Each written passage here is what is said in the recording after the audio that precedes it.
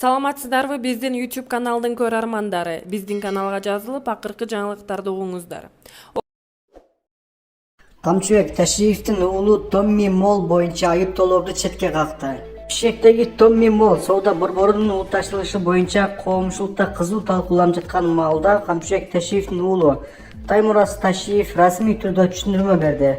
Ал өз билдирүүсүндө ишкер Шаршембек Абдикеримовдун айткандары караандай калп деп атап, алардын үй бүлөсүндө мамлекетке кайтарылган бир дана объект өтпөгөнүн баса белгиледи. Мамлекетке кайтарылган бир дана объект эле эмес, бир топчу дагы биздин үй бүлөгө өткөн эмес. Эгер шек саноолор болсо тийиштүү комиссия түзүлүп, баардык кайтарылган мүлктөр боюнча дыкат текшерүү жүргүзүлсүн. Бул биздин үй бүлө үчүн да маанилүү, деди Таймураз Ташиев. Анын айтымында атасы Камчыбек Ташиев жана алардын үй бүлөсү мамлекетке кайтарылган мүлктөрдүн бир тыйынына дагы киришкен эмес жана өткөрүп алган эмес. Таймураз Ташиев коомчулукту, журналисттерди жана активисттерди бул маселени иликтеп, кайсы мүлктөр мамлекетке өткөнүн, канча баага сатылганын жана кимдерге берилгенин тактап чыгууга чакырды. В Кыргызстане тема возврата имущества в пользу государства остается одной из самых обсуждаемых. Особое внимание вызывает история торгово-развлекательного центра «Томми Мол». В официальном фильме ГКНБ под названием «Как вернули в пользу государства» этот объект был оценен в 26 миллионов сомов. Это примерно от 300 до 304 тысяч долларов США. Однако речь идет о действующем торговом центре площадью около 14-15 тысяч квадратных метров. Он расположен в районе, где стоимость обычных квартир, 3- и 4-комнатных, достигает от 300 до 350 тысяч долларов. Возникает закономерный вопрос: как коммерческий объект такого масштаба может быть оценен на уровне одной квартиры?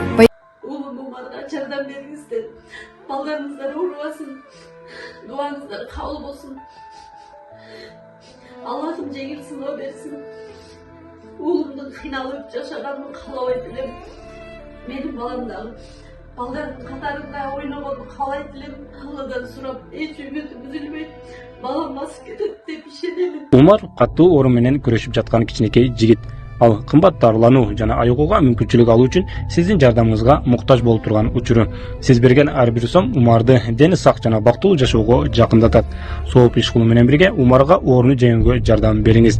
Ар бир берген сомуңуз үчүн Аллах ыраазы болсун. Имеющейся информации, после перехода в государственную собственность, объект был реализован через фонд госимущества. При этом покупателем стало лицо, которое, как утверждается, аффилировано с супругой бывшего главы ГКНБ Камчыбека Ташиева. Отдельного внимания заслуживает и другой момент. По наблюдениям, после ухода Ташиева с должности, практика активного возврата объектов в пользу государства фактически прекратилась. Это вызывает дополнительные вопросы. Была ли эта компания системной государственной политикой или носила временный характер? На данный момент остаются открытыми ключевые вопросы. Была ли проведена независимая рыночная оценка? На каких условиях проходила реализация объекта и обеспечена ли прозрачность всей процедуры?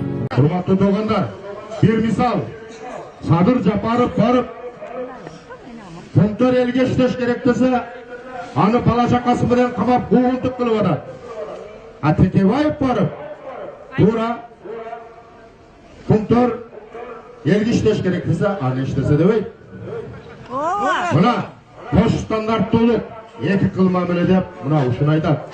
Урматтуу тууган. Элдин маанайы кандай десем, баары бир. Өтө шайлоо деп мындай катуу кызып, али чоң мындай саясий кампанияга али аралаша эле экен. Бирок бир нерсени байкадым, шайлоо кампаниясы ушу эки топ шайлоодун тымызын уже баштап коюптур. Ал топтун адамдары, ошол талапкерлер негизинен бийликтин атын сатып жүргөндөр. Жарымысы мен президент Садыр Жапаровдун батасын алып келдим дегендер болсо, жарымысы мен Камчыбек Ташиевдин батасын алып келдим дегендей ачыктагы, түстагы, кыйырдагы саясатты ошолор баштап жүрүптүр. Чын айтайын, ошолорду көрүп, мен бул шайлоодон ошо көпчүлүк элге окшоп ренжип түштүм. Эмне үчүн дегенде, мунун арты жакшы эмес.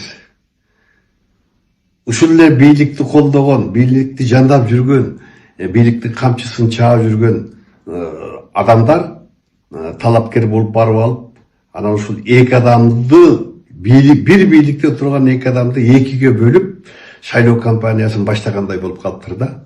Мындайча айтканда 2020 жылдын октябрь айында жогорку кеңешке өткөн Сооронбай Жээнбековдун эки партиясын окшоп атат да. Бир бийликтин эки партиясы барып, аяк эмне менен бүткөнү белгилүү эле. Азыр дагы бир эле бийликтин, ушу эки достун бийлигинен эки команда барып бири-бири менен тирешип аткандай болуп атат.